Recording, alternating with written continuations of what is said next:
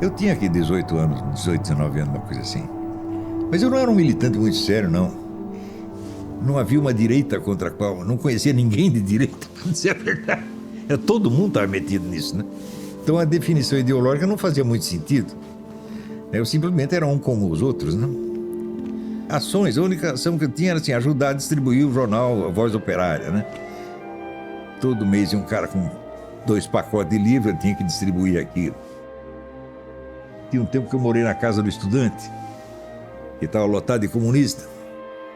A casa do estudante era do 11 de agosto. Eu não era aluno, mas como eu estava ajudando a fazer os jornais dos comunistas, eles me deram um apartamento lá para eu morar. Eu morei lá um tempão. Meus vizinhos eram o Rui Falcão, né? E outro que não era aluno de lá, mas que também estava sempre lá, que era o Zé Dirceu. O Zé Dirceu era aluno da Católica, da PUC. Mas ele tinha um apartamento lá dentro, né? Tinha eu e um outro colega meu, chamado Rocco. E a nossa principal ocupação era ir numa gafieira que se chama Som de Cristal, né? E trazer umas menininhas, né? A gafieira era frequentada por empregadinhas domésticas. E a gente ia lá pegar umas namoradinhas, daí as amigas dela, sabendo que a gente ia para um prédio cheio de homem, tudo queria vir junto, né? Então a gente via que a nossa namoradinha via mais 10 atrás. Chegava lá, a gente distribuía as mulheres para os nossos amigos, né? E elas passavam o fim de semana ali na casa estudante. Segunda-feira de manhã elas saíam para a rua com um sorriso de felicidade idiota.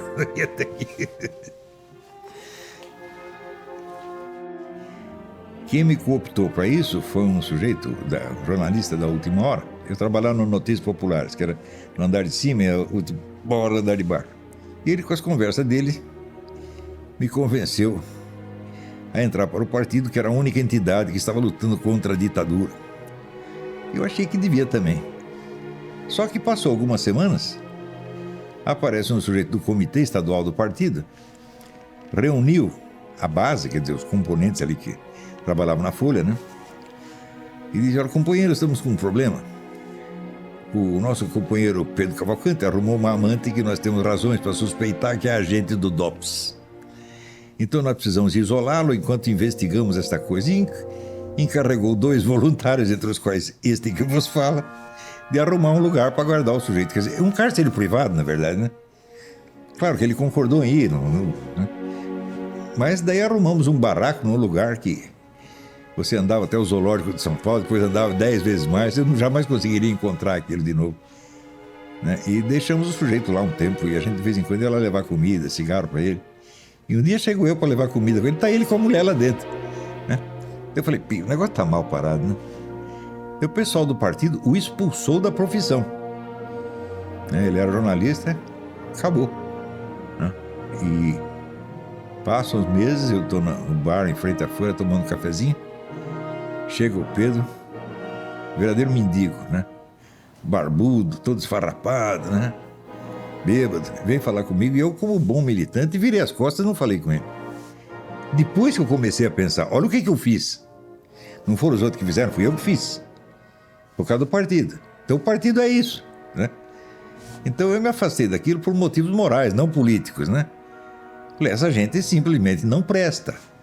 Eles são piores do que os milicos. Eles apenas têm menos poder do que os milicos. Mas se eles estiverem no poder, eles fariam mais violência do que os milicos estão fazendo. Eu fico muito impressionado com isso e perdi o embalo.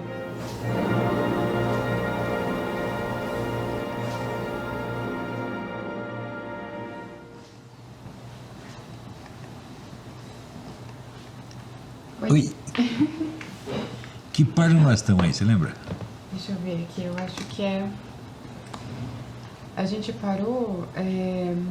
Nós dissemos ainda que é a comparação de uma vida inteira e um conceito inteiro do universo. Hoje em que capítulo é isso aí? É o capítulo... Filosofia e Ideologia. Ah, tá. Ah, tá aqui. Paramos aqui em 18 de fevereiro de 2020. É isso, nós dissemos ainda. Perfeito. Tá. Vamos embora.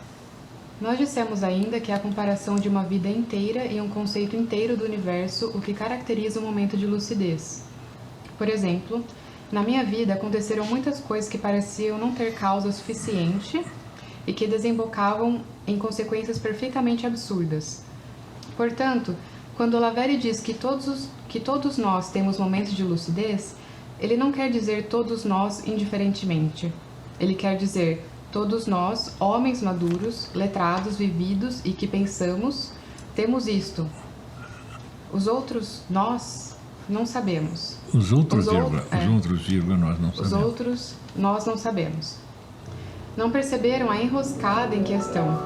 Permitam-se continuar felizes, como o judeu na véspera de ser levado para a câmara de gás, achando tudo uma maravilha, achando que tinha dinheiro e que este tal de Hitler não mexeria com ele. Então ele está feliz, feliz como um idiota perfeito. Então o judeu acredita no poder do dinheiro, acredita em Deus. Se Deus não o proteger, o dinheiro quebrará o galho e vice-versa. Mas na verdade, o dinheiro não serviu para nada e Deus não se pronunciou. E o sujeito estava feliz, confiando em Deus ou no dinheiro.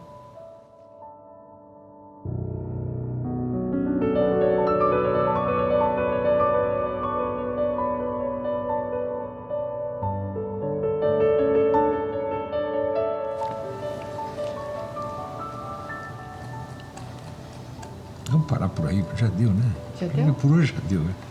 Tá bom.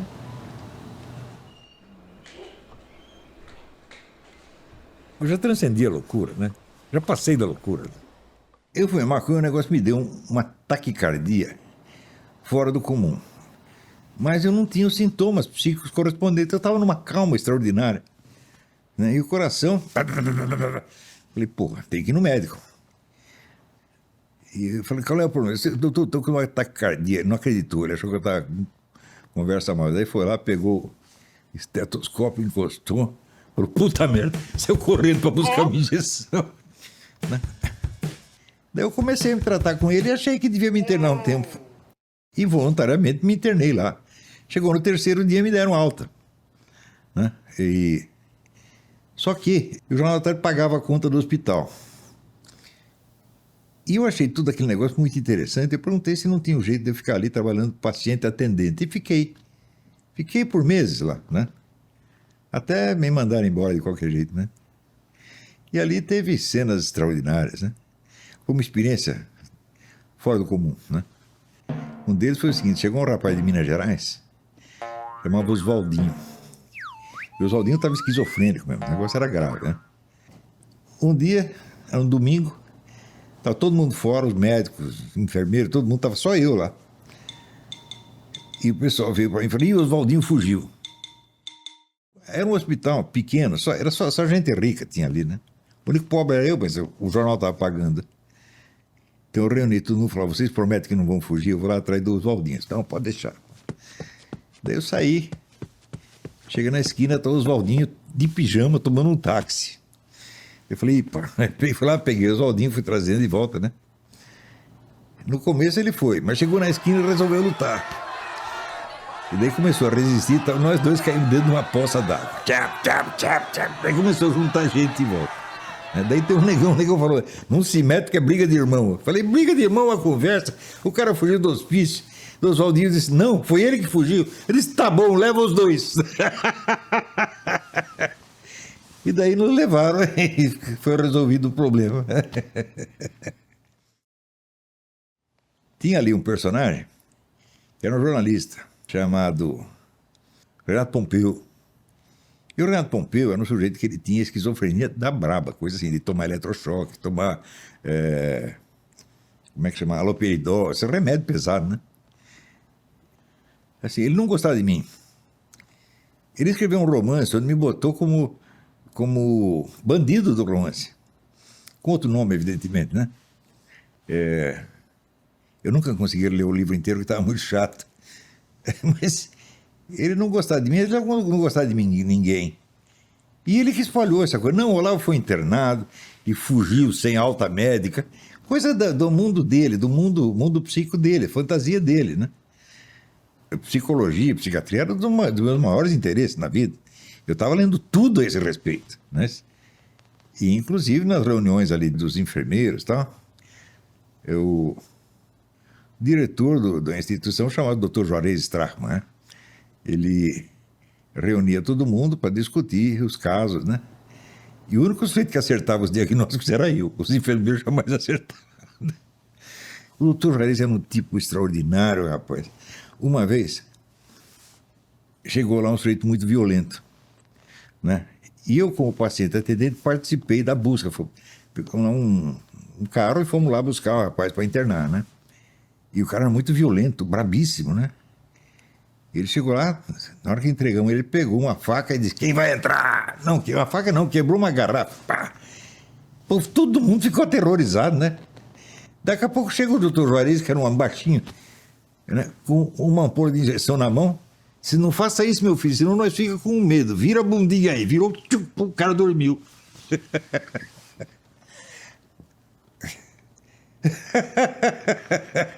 Maravilhoso, né? Outro episódio lá, esse foi melhor ainda. Tinha muito cara que era internado ali, mas que não estava louco nada. Era assim, tinha cometido algum crime, então se internava ali para ter um atestado de louco. E daí chegou um dia um sujeito chamado Jacó. E o Jacó era chefe de uma rede de narcotraficantes, né? Diz que tinha lá os assassinatos nas costas, uma coisa assim. Todo mundo ficou aterrorizado com o Jacó. O Jacó entrava no pátio, todo mundo se escondia no cantinho, né?